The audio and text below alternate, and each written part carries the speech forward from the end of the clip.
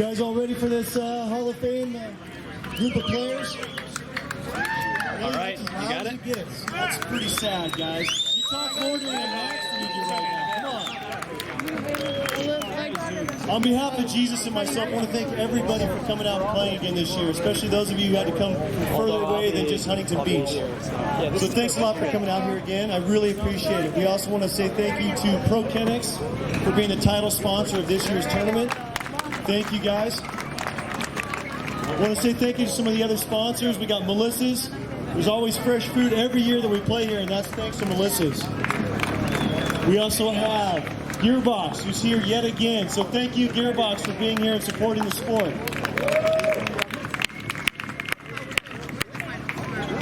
Three-wall ball as well. We want to say thank you to three-wall ball and Mike Coulter, because they're a huge supporter of this sport. If it wasn't for them, there would be no racquetball outdoors in Vegas. All right, so let's start this thing off. First of all, since I already mentioned Mike Coulter, he's the first person that got inducted this year into the Hall of Fame. Mike does not like talking in front of crowds. He only likes to talk to people face to face and yelling at them. So, thank you to Mike Coulter for doing everything you do for the sport and for making Vegas happen. Without you, it would not be happening. So thank you, Mike.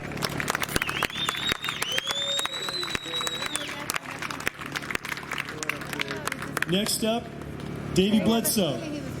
I'm sure a lot of you guys that are here from the 80s and maybe the 70s remember who he was. Right now I want to bring up Spencer, who's going to say a few words about him. So why don't you come on up, Spencer. Let's give him a hand.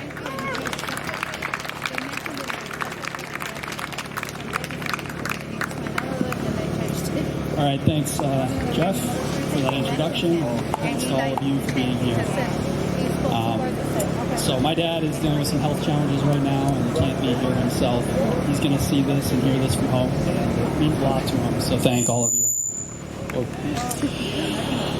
So my dad admires everyone who takes on the physically demanding and strategic outdoor game, from Charlie Brumfeld, Marty Hogan, and the players he used to compete with, to everybody out there today.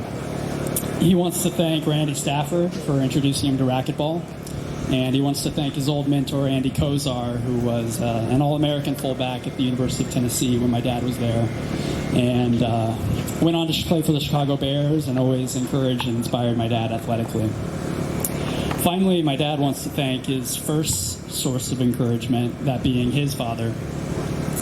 When my dad was 10, he struck out of a Little League baseball game with the bases loaded, his team down by 1 run and 2 outs, and he took it really hard.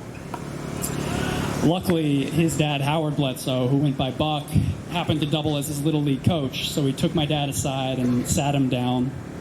My dad was distraught, but Buck held him still and started investigating his head, looking closely at his scalp and at his hair. "Yep, you've got it," Buck said. "Got what?" My dad was completely bewildered. "You've got the mark." "The what?" "The mark of a great ball player."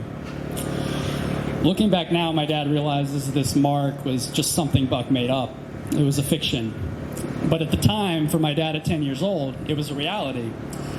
Now he knew he was a great ball player because he had the mark. From that point, as long as the sport included a ball, my dad had this unshakable belief in himself and in the story his dad told him.